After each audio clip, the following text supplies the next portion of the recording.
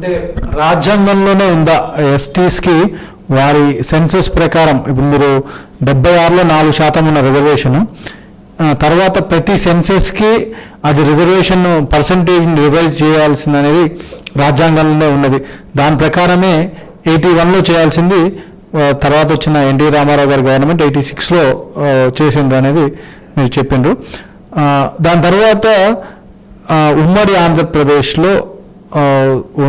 ఆంధ్రప్రదేశ్గా ఉన్నప్పుడు తెలంగాణలో 9.34% ఉండే. ఉమ్మడి ఆంధ్రప్రదేశ్లో అప్పుడు 7% రిజర్వేషన్ ఎస్టీ పర్సంటేజ్ ఉంటే 6% రిజర్వేషన్, 6.6% రిజర్వేషన్ ఎస్టీస్కి ఉండే. తెలంగాణ వచ్చిన తర్వాత ఎస్టీస్ పర్సంటేజ్ 9.34% ఉండే. సో దానివల్ల తెలంగాణ వచ్చిన తర్వాత రిజర్వేషన్ల పరంగా లంబాడీస్కి ఎలా అన్యాయం జరిగింది, తెలంగాణ రావటం వల్ల రిజర్వేషన్స్ పరంగా ఎలా అన్యాయం జరిగింది, అది మీరు కొన్ని వివరిస్తారు. ముఖ్యంగా తెలంగాణ రాష్ట్రం ఏర్పాటు ఎందుకు అడిగినాం మనం, ఎందుకు తెలంగాణ గురించి ఇంతమంది ప్రాణత్యాగాలు చేసుకున్నారు, మరి ఎన్ని మూమెంట్స్ ఇక్కడ చేయవలసి వచ్చింది అంటే తెలంగాణలో ఉన్నటువంటి బడుగు బలహీన వర్గాలు ముఖ్యంగా గిరిజనులకి అవకాశాలు దక్కాలని, ఈ సెపరేట్ స్టేటస్ అయితే వీళ్ళకి మరి అభివృద్ధి జరుగుతుంది, వీళ్ళకు రాజ్యాంగ ఫలాలు లభిస్తాయని చెప్పేసి ఒక గొప్ప ఉద్దేశంతో మరి ఆ రోజు సోనియా గాంధీ గారు యూపీఏ చైర్పర్సన్గా మరి ఇక్కడ తెలంగాణలో ఇంత మూమెంట్ జరుగుతుంది, ఇంతమంది ప్రాణత్యాగాలు చేసుకుంటున్నారు. మరి దీని వెనుక నిజంగా సమైక్య ఆంధ్రప్రదేశ్లో ఇక్కడ తెలంగాణ ప్రాంతానికి అన్యాయం జరిగింది, తెలంగాణ ప్రాంతం అభివృద్ధి జరగలేదు, ఇక్కడ వాళ్ళకు నిజంగా ఉద్యోగాలు అందరికీ రావడం లేదని వారు గుర్తించినారు. సోనియా గాంధీ గారు ఇది మరి వారి పార్టీని పణంగా పెట్టి ఒక రాష్ట్రం ఒక స్టేట్లో ఒక ప్రాంతంలో పార్టీ మరి గెలవదని తెలిసి కూడా వారు ఒక ధైర్యంతో మరి గొప్పగా ఇక్కడ త్యాగాలను గుర్తించి మరి ఆ రోజు ఇందిరాగాంధీ గారు ఏ విధంగానైతే లంబాడి ఎరుకల యానాది బంజారాలని షెడ్యూల్ ట్రైబ్గా గుర్తించినారో ఆ విధంగా అదే స్పిరిట్తో సోనియా గాంధీ గారు కూడా తెలంగాణను మరి వారు సెపరేట్ స్టేట్గా ఇచ్చినారు.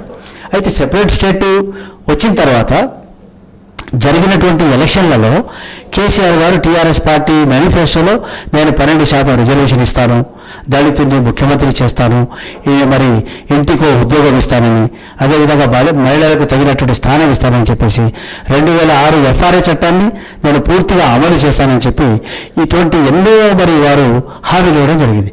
తాండాల్ని గ్రామ పంచాయతీలు చేస్తానని ఈ విధంగా హామీలు ఇచ్చి 4 సంవత్సరాలు గడిచినా కూడా వారు ఒక హామీని కూడా వారు పూర్తి చేయలే.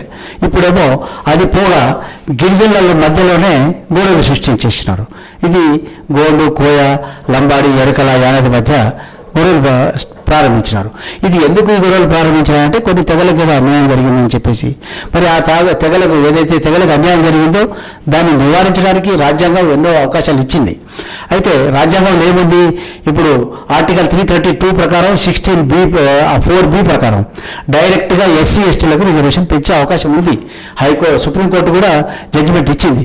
అయినా కూడా దాన్ని కాదని ఇక్కడ కేసీఆర్ గారు ఈ యొక్క గిరిజనులను వచ్చే హక్కుల్ని కాలరాయడానికి ఊగురుగని ఒక కుట్రతో వారు వన్ డే ఫైన్ సండే రోజు అసెంబ్లీ పిలిపించి ఆ రోజుల్లో మేము సేవాలాల్ సందేశ్ యాత్ర చేస్తున్నాం స్టేట్లో. మరి నెల రోజులుగా మేము సేవాలాల్ సందేశ్ యాత్ర చేపట్టాం. ఆ సందేశ యాత్రలో వారు ఎలక్షన్లో కేసీఆర్ గారు తెలంగాణ మూవ్మెంట్లో ఒకసారి ఒక తాండాలో మరి నిద్రించడం కూడా జరిగింది. నేను వారి ఎంబడి ఉన్నా.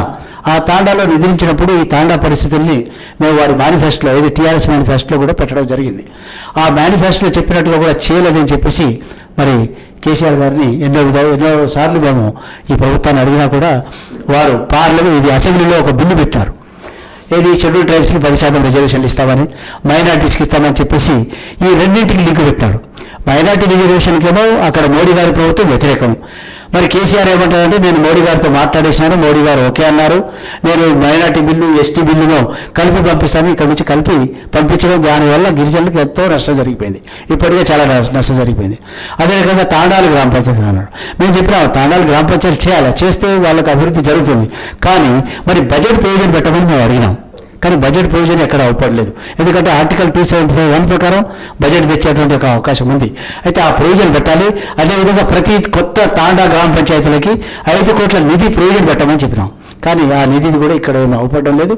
ఆ విధంగా వారు ఈ యొక్క తెలంగాణలో ఉన్నటువంటి ఒక గిరిజనులే కానీ, దళితులే కానీ, మహిళలకు కనీసం వాళ్ళకి క్యాబినెట్లో స్థానం ఇవ్వాలి.